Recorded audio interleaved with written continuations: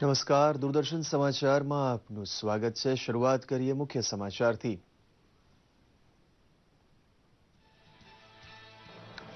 મન કી બાતમાં વિદ્યાર્થી આલમ માટે પરીક્ષા ગુરુ બન્યા પ્રધાનમંત્રી। કોખણપટ્ટીને લીધે પેદા થતો તણાવ છોડવા માટે સ્માઇલ મોર સ્કોર મોરનો ગુરુમંત્ર આપતા કહ્યું, પરીક્ષા જાણે એક તહેવાર હોય એમ ઉજવો।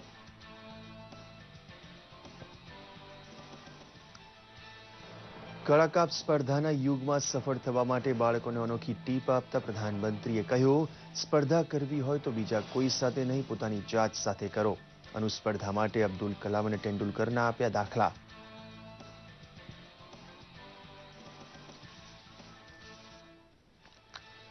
અર્થતંત્રની કેશલેસ કાયાપલટ માટે ભગીરથ ઝુંબેશમાં અગ્રેસર રહેવાની અપેક્ષા ગુજરાત પાસે રજૂ કરતા કેન્દ્રીય મંત્રી પ્રકાશ જાવડેકર। ડીજી ધનમેળો ખુલ્લો મુકાતા આમ આદમી શીખશે રૂપિયાની લેવડ દેવડનો ડિજિટલ વિકલ્પ અપનાવવાની કળા। જામનગર મહાનગરપાલિકા દ્વારા 200 કરોડના ખર્ચે બંધાયેલા સીવરેજ પ્લાન્ટનો કાર્યારંભ કરાવતા મુખ્યમંત્રી વિજય રૂપાણી। સ્માર્ટ સિટીના માળખાને સંગત હોય તેવું ઇન્ફ્રાસ્ટ્રક્ચર બાંધવામાં ગુજરાત અગ્રેસર બનશે તેવી આપી ખાતરી। મતદાર માનસ સુધી તેમના ફાયદા માટે મોદી સરકારે આદરેલા કામની વાત પહોંચાડવા ભાજપ કાર્યકરોને પ્રદેશ પ્રમુખની અપીલ। સમાજના તમામ વર્ગમાં ભાજપની સ્વીકૃતિ અને ચાહના ઉત્તરોત્તર વધે તેવી મહેનત કરવા સંગઠનને જીતુભાઈ વાઘાણીનો આગ્રહ।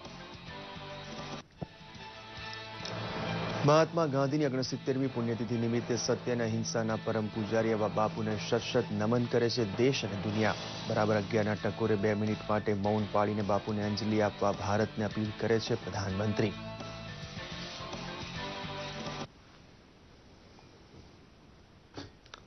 જોઈએ સમાચાર વિગતવાર। આજે રક્તપિત્ત રોગ દિવસ છે, ત્યારે આજના દિવસની પૂર્વ સંધ્યાએ પ્રધાનમંત્રી નરેન્દ્ર મોદીએ રાષ્ટ્રજોગ સંદેશ પાઠવ્યો હતો અને જણાવ્યું હતું કે રક્તપિત્ત સંક્રમિત લોકોને પણ સન્માનથી જીવન વિતાવવાનો હક છે। આ દિવસને રક્તપિત્ત રોગી દિવસ તરીકે ઉજવવામાં આવે છે। રાષ્ટ્રપિતા મહાત્મા ગાંધીએ રક્તપિત્ત રોગીઓના ઇલાજ માટે સાબરમતી આશ્રમમાં પોતાનું અમૂલ્ય યોગદાન આપ્યું હતું।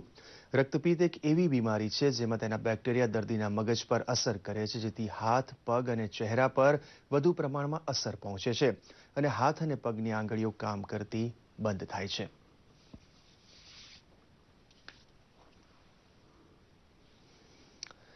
ગઈકાલનો મન કી બાત રવિવાર વિદ્યાર્થી આલમને સમર્પિત રહ્યો હતો। સારા માર્ક માટે ગોખણપટ્ટીનો આશરો લેનાર સતત અને સખત તાણ અનુભવતો હોય છે, જેનો ઉપાય બતાવવા સાથે પ્રધાનમંત્રીએ લાલબત્તી પણ ધરી છે। ટૂંકમાં પરીક્ષાથી ફફડતા છોકરાઓને શાનમાં સમજાવ્યું કે જિંદગીની સાચુકલી પરીક્ષા તો કોઈ પાઠ્યપુસ્તક વગર આપવાની હોય છે, તેમાં તમે શું ગોખશો। પ્રધાનમંત્રીએ ગુરુમંત્ર સાથે રજૂ કરેલી વાત પ્રસ્તુત છે। પ્રધાનમંત્રી નરેન્દ્ર મોદીએ મન કી બાતની 28મી આવૃત્તિની શરૂઆતમાં જ ભારતમાં ઉત્સાહભેર ઉજવાયેલ 68મા પ્રજાસત્તાક દિવસનો ઉલ્લેખ કરી જણાવ્યું હતું કે આપણા દેશમાં નાગરિકોની ફરજ અને અધિકાર પર જેટલી વ્યાપક ચર્ચા થવી જોઈએ તેટલી થતી નથી। 30મી જાન્યુઆરીએ શહીદ દિન નિમિત્તે 2 મિનિટ મૌન પાળી શહીદ થયેલા જવાનોને શ્રદ્ધાંજલિ પાઠવવાનું પણ તેમણે જણાવ્યું હતું। પ્રધાનમંત્રીએ ત્યારબાદ આ વખતની મન કી બાતમાં દેશમાં યોજાનારી બોર્ડ અને વિવિધ સ્પર્ધાત્મક પરીક્ષાના મુદ્દા પર ધ્યાન કેન્દ્રિત કર્યું હતું। આ સાથે જ પ્રધાનમંત્રીએ સ્માઇલ મોર સ્કોર મોરનું સૂત્ર પણ આપ્યું। बहुत कम लोग हैं जिनके लिए एग्जाम एक प्लेजर होती है, ज्यादातर लोगों के लिए एग्जाम एक प्रेशर होती है। निर्णय आपको करना है कि इसे आप प्लेजर मानेंगे कि प्रेशर मानेंगे। जो प्लेजर मानेगा वो पाएगा, जो प्रेशर मानेगा वो पछताएगा। और इसलिए मेरा मत है कि परीक्षा एक उत्सव है। परीक्षा को ऐसे लीजिए जैसे मानो एक त्योहार है। अपने अपने तरीके से, अपनी अपनी परंपरा को लेते हुए, अपने अपने परिवार के वातावरण को लेते हुए उत्सव में परिवर्तित करें। और इसलिए मैं तो आपसे कहूंगा, स्माइल मोर स्कोर मोर। जितने ज्यादा खुशी से इस समय को बिताओगे उतने ही ज्यादा नंबर पाओगे।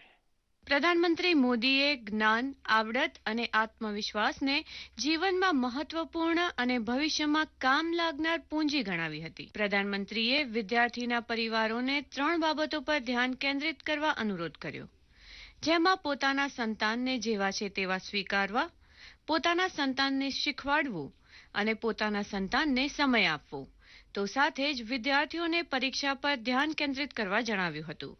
ભારતીય કોસ્ટગાર્ડના 40 વર્ષ પૂર્ણ થવા પર પ્રધાનમંત્રીએ જવાનોને અભિનંદન પાઠવ્યા હતા અને અંતે મન કી બાતની 28મી આવૃત્તિમાં પ્રધાનમંત્રીએ વિદ્યાર્થીઓને જીવનમાં ઉપયોગી એવા મહત્વપૂર્ણ મુદ્દાઓ ઉપર પોતાના વિચાર દેશવાસીઓ સમક્ષ રાખ્યા હતા. દૂરદર્શન સમાચાર, અમદાવાદ.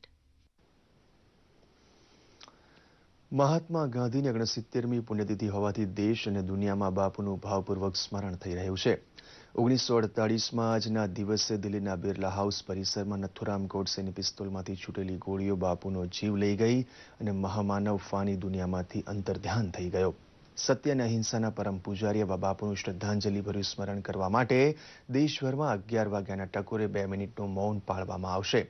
દિલ્હીમાં રાજઘાટ, અમદાવાદમાં સાબરમતી આશ્રમ અને પોરબંદરમાં કીર્તિ મંદિર ખાતે સર્વધર્મ પ્રાર્થના સભા યોજાઈ છે. પ્રધાનમંત્રી મોદીએ ટ્વીટ વડે બાપુને અંજલિ આપી છે.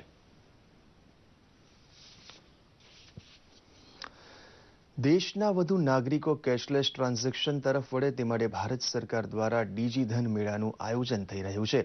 તે અંતર્ગત ગઈકાલે અમદાવાદમાં કેન્દ્રીય મંત્રીઓ પ્રકાશ જાવડેકર અને પુરુષોત્તમ રૂપાલા તેમજ રાજ્યના શિક્ષણ મંત્રી ભૂપેન્દ્રસિંહ ચુડાસમાની ખાસ ઉપસ્થિતિમાં ડિજીધન મેળાનું આયોજન કરાયું હતું. આ પ્રસંગે શ્રી જાવડેકરે જણાવ્યું હતું કે પ્રધાનમંત્રી નરેન્દ્ર મોદીનું કેશલેસ અભિયાન દેશને પરિવર્તન તરફ લઈ જઈ રહ્યું છે. તેનો આગામી સમયમાં આખા દેશને લાભ મળશે. ગ્રામીણ લોકો કેશલેસ ટ્રાન્ઝેક્શન અપનાવે તે માટે સમગ્ર દેશમાં 1.5 લાખ યુવાનો વોલેન્ટિયર તરીકે સેવા આપી રહ્યા છે. આ મેળામાં બેંકો, સખી મંડળો અને ઇન્ડિયન ઓઇલ સહિત અન્ય સંસ્થાઓ 70થી વધુ સ્ટોલ લગાવવામાં આવ્યા હતા. કેશલેસ અભિયાનને વેગ આપવા ક્રિકેટર પાર્થિવ પટેલ તેમજ જયમીન ત્રિવેદી અને મયુર વાકાણીએ ખાસ હાજર રહી કેશલેસ ખરીદી કરી હતી. આ પ્રસંગે કેશલેસ ટ્રાન્ઝેક્શનથી ખરીદી કરનાર ગ્રાહકોનો ઇનામી ડ્રો પણ યોજાયો હતો. परिस्थिति थी, ये भ्रष्टाचार की परिस्थिति समाप्त होने के लिए ये जो 1000 और 500 रुपए में छुपाए हुए नोट थे वो बाहर लाने की जरूरत थी.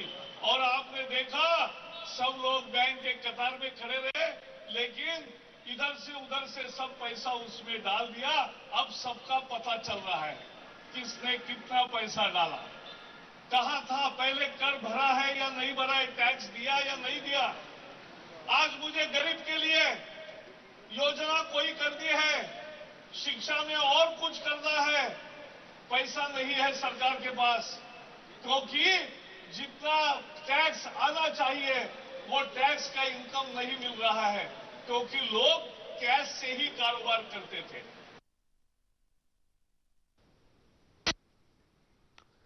મુખ્યમંત્રી વિજય રૂપાણી રવિવારે જામનગરની મુલાકાતે હતા. તે દરમિયાન તેમણે વિવિધ વિકાસલક્ષી કાર્યોના લોકાર્પણ અને ખાતમુહૂર્ત કર્યા હતા. મુખ્યમંત્રી પદે બિરાજ્યા બાદ વિજય રૂપાણી પ્રથમ વખત જામનગરની મુલાકાતે આવ્યા હતા, જ્યાં તેમણે જામનગર મહાનગરપાલિકા અને એસઆર કંપની દ્વારા બનેલા સુએજ ટ્રીટમેન્ટ પ્લાન્ટ અને અત્યાધુનિક એમપી શાહ મેડિકલ કોલેજનું પણ લોકાર્પણ કર્યું હતું.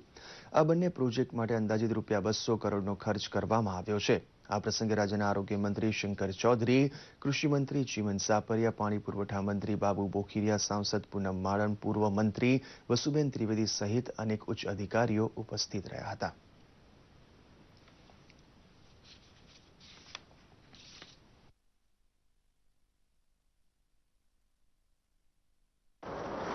મેડિકલ કોલેજમાં પણ 8 માળનું નવું અદ્યતન મકાન એમનું પણ ઉદ્ઘાટન થયું છે અને સાંજે ગુરુ ગોવિંદસિંહ જન્મ 150 વર્ષની એમની ઉજવણી એના સંદર્ભમાં પણ કાર્યક્રમો છે.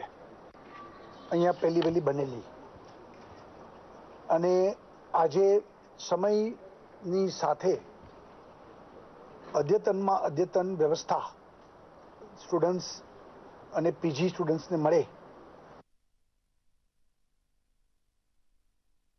બોટાદ નજીક સાળંગપુર ખાતે આવેલા અક્ષર પુરુષોત્તમ સ્વામિનારાયણ મંદિર ખાતે જિલ્લા ભાજપની કારોબારી મળી ગઈ, જેમાં ભાગ લેવા માટે પ્રદેશ પ્રમુખ જીતુભાઈ વાઘાણી પહોંચ્યા હતા અને સક્રિય કાર્યકરોનું માર્ગદર્શન કર્યું હતું.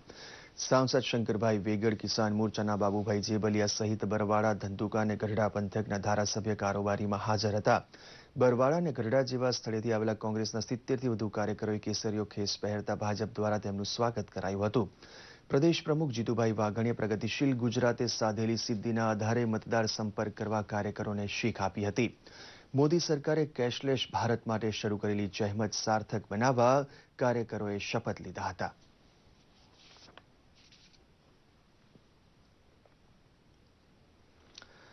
દીવ ખાતે ભાજપના જિલ્લા એકમનું સંચાલન કરતી કારોબારીની બેઠક યોજાઈ ગઈ, જેમાં જનતા સુધી મોદી સરકારની વિકાસ વ્યૂહરચના પહોંચાડવાનું આયોજન થયું હતું.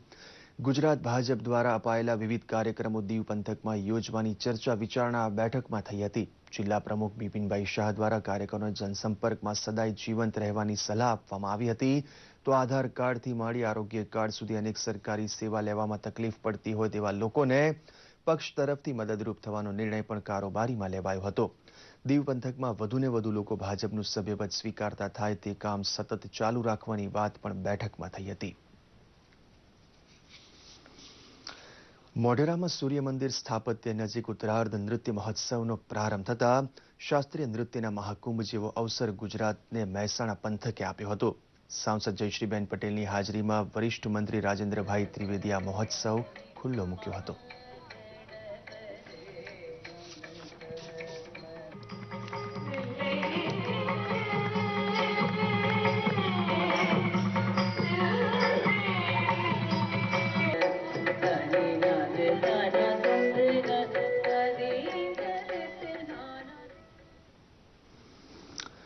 નાગપુરમાં ગઈકાલે રમાયેલી સિરીઝની બીજી T20 મેચમાં ભારતે ઇંગ્લેન્ડને 5 રનથી હરાવી શૃંખલામાં ફરી સ્થાન મેળવી લીધું છે. જીત માટે મળેલા 145 રનનું લક્ષ્ય કરવા ઉતરેલી ઇંગ્લેન્ડની ટીમ 20 ઓવરમાં 6 વિકેટના નુકસાન પર 139 રન બનાવ્યા અને આ સાથે જ ભારતે T20 મેચની સિરીઝ 1-1થી બરોબરી કરી લીધી છે. Bumrah man of the match બન્યો હતો. ઇંગ્લેન્ડે ટોસ જીતીને પ્રથમ બોલિંગ કરવાનો નિર્ણય લીધો હતો. લોકેશ રાહુલ અને કેપ્ટન વિરાટ કોહલીએ ભારત માટે સારી શરૂઆત કરી હતી. રાહુલે 71 રન સાથે અડધી સદી પોતાને નામે કરી હતી. હવે આ સિરીઝની અંતિમ મેચ 1 ફેબ્રુઆરીએ બેંગ્લોરના ચિન્નાસ્વામી સ્ટેડિયમમાં રમાશે. નવી દિલ્હીમાં ગઈકાલે રાષ્ટ્રપતિ પ્રણવ મુખર્જીની વિશેષ ઉપસ્થિતિમાં વિજય ચોક ખાતે બીટિંગ ધ રિટ્રીટ સેરેમની યોજાઈ હતી, જેમાં પ્રધાનમંત્રી નરેન્દ્ર મોદી, લોકસભાના સ્પીકર સુમિત્રા મહાજન સહિત અન્ય મહાનુભાવો ઉપસ્થિત રહ્યા હતા. પ્રજાસત્તાક દિવસની ઉજવણીના સમાપન તરીકે તેનું આયોજન કરવામાં આવે છે. સેનાની 3 પાંખના મિલિટરી બેન્ડ, પાઇપ્સ અને ડ્રમ્સ યુનિટે તેમાં જોડાઈને વિવિધ ધૂન પર સંગીતની કર્ણપ્રિય સુરાવલીઓ રેલાવી હતી. અગાઉ બીટિંગ ધ રિટ્રીટનો ઉપયોગ ઘડિયાળમાં સમય મેળવવા તેમજ નજીકના યુનિટના જવાનોને તેમના મથકે બોલાવવા માટે થતો હતો. આ ઉપરાંત સૂર્યાસ્ત સમય યુદ્ધ બંધ કરવા માટે પણ તેનું આયોજન થતું હતું.